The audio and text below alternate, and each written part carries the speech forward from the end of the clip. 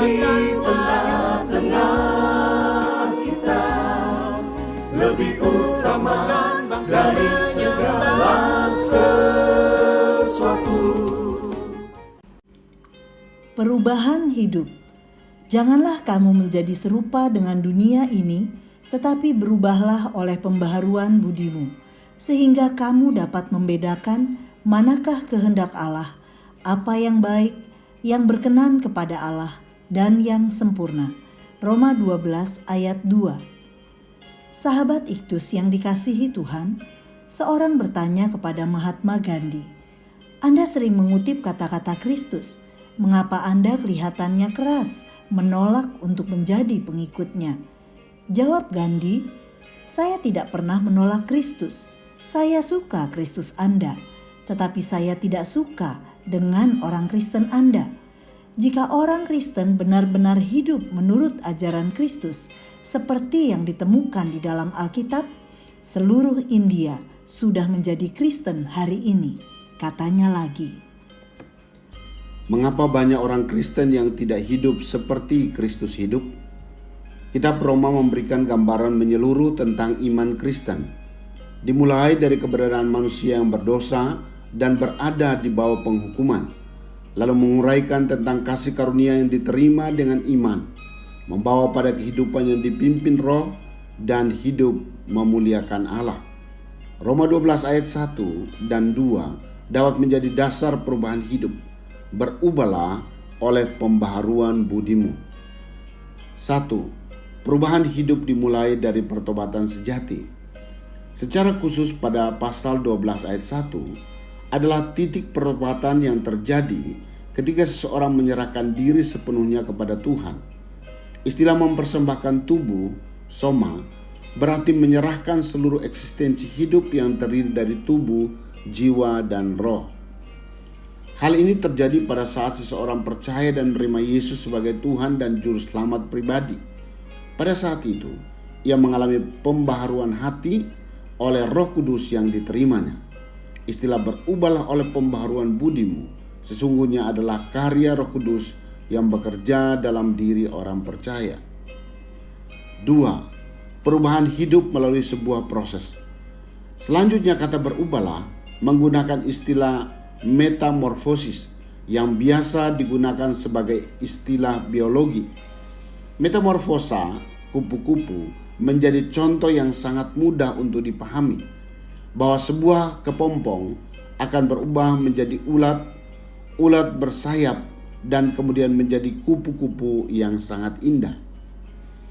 Ini menunjukkan sebuah proses yang pasti terjadi setelah seseorang mengalami pembaharuan dalam Kristus, yakni tidak menjadi serupa dengan dunia ini, tetapi mengalami perubahan oleh pembaharuan budi, yaitu memiliki karakter Kristus.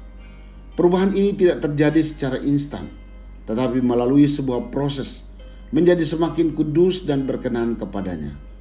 Kuasa Roh Kudus dan kuasa firman Tuhan yang terus mengerjakan perubahan hidup dalam diri orang percaya. 3. Perubahan hidup untuk memenuhi kehendak Allah. Bagian akhir dari ayat 2 adalah tujuan dari perubahan hidup, yaitu untuk memenuhi kehendak Allah. Membedakan mana kehendak Allah artinya adalah yang menjadi pertimbangan tertinggi dalam hidup hanyalah melakukan kehendak Allah dalam ketaatan. Ini adalah keputusan tiap-tiap hari di sepanjang hidup untuk memilih apa yang baik, yang berkenan kepada Allah, dan yang sempurna. Tidak ada seorang pun yang sampai pada kesempurnaan dalam perubahan hidup. Tetapi setidaknya sepanjang hidup kita di dunia, apa yang menjadi keinginan Tuhan tergenapi. Hal apa saja yang dikehendaki Allah untuk kita jalani sebagai tujuan hidup? Tuhan menginginkan pertobatan sejati kita. Lalu kita dapat bertumbuh dalam persekutuan keluarga Allah, menjadi semakin serupa Kristus melalui pemuritan, melayani Tuhan di dalam gereja, dan mengambil bagian dalam misi Allah, yaitu penuntasan amanat agung Tuhan Yesus. Sahabat Iktus, Allah memegang kendali penuh atas hidup kita. Ia menginginkan kita untuk hidup memenuhi kehendak-Nya. Dimulai saat kita percaya dan menerima Yesus sebagai Tuhan dan Juru Selamat. Kita mengalami perubahan karakter seiring pertumbuhan rohani kita menjadi orang Kristen yang dewasa secara rohani. Tidak melulu menjadi kanak-kanak rohani yang mudah terombang-ambing oleh pengajaran atau dipermainkan oleh perasaan.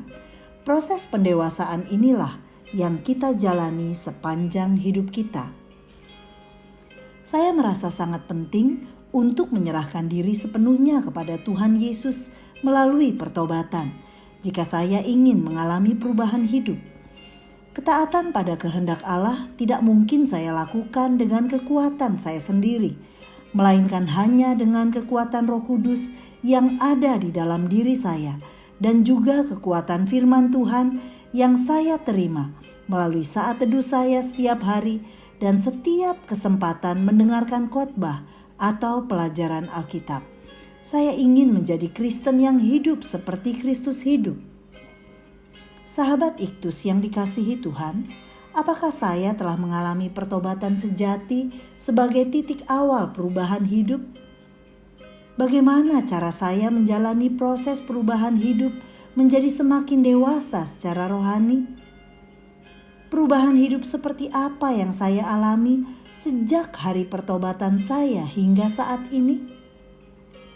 Tuhan Yesus, saya bersyukur perubahan yang terjadi sejak hari pertobatan saya hingga saat ini. Saya mau semakin setia bersaat teduh dan bersungguh-sungguh mendengarkan firman-Mu, karena hal ini yang membentuk karakter saya menjadi semakin serupa denganmu. Saya tidak mau hidup menjadi serupa dengan dunia ini, sehingga terang saya menjadi redup.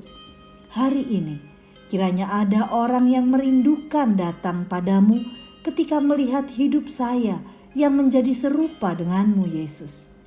Perubahan hidup saya memberi dampak transformasi rohani bagi keluarga saya dan juga bagi Indonesia. Amin. Kita tidak bisa mengubah masa lalu, namun kita bisa memulai sesuatu yang baru. Kristus ada di tengah-tengah kita, lebih utama dari segala sesuatu. Kristuslah yang harus ku beritakan